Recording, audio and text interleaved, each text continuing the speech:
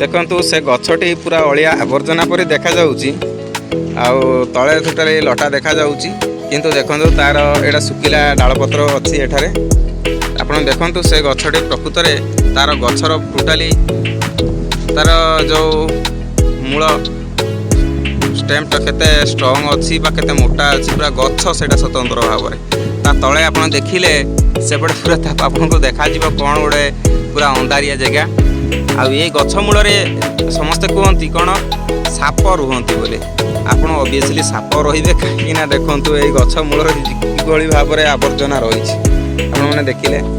तेणु करिके गछरे मध्ये चेर अन्य प्रकार रहिछि देखंतु चेर ऊपर रहिछि ता तळ पर्यंत न एडा टोटली ओहळी की रहिछि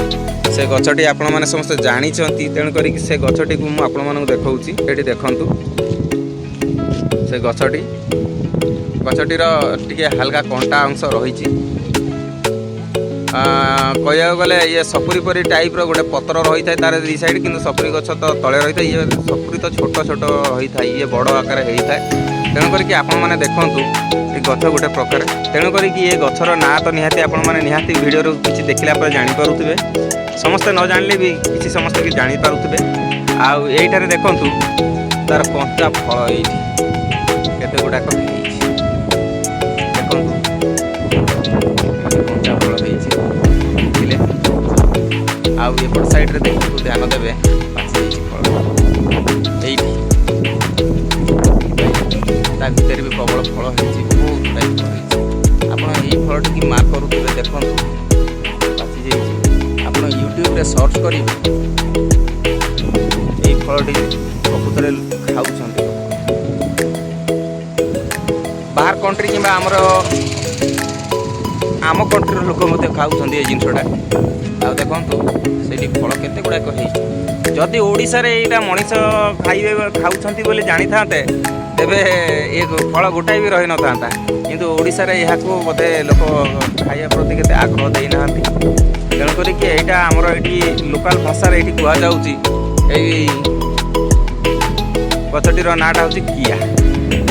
जापारे समस्ते तेणुक को आम गोटे फल तोलिकी नहीं जा नहीं गला काटिकी तार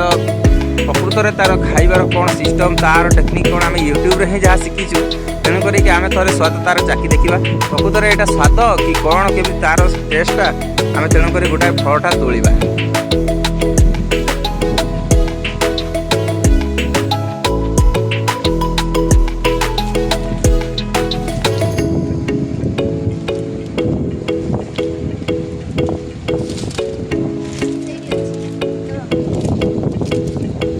तले फल गोटाए अच्छी ये गोटे फल अच्छी तोलिबा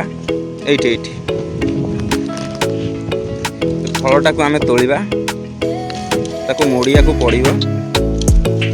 मोड़ी मोड़ी आम गोटे तोलिबा चिड़ीगला देखु ये फलटी केते सुंदर भाव देखा जाउची ताको आम वर्तमान घर को नहीं सेठारे काटिकी तार प्रकृतर स्वादटा कौन आम चेष्टा करवा तार स्वादटा को नापी आसतु वीडियोटा को देखा तार स्वाद नापा पर्यंत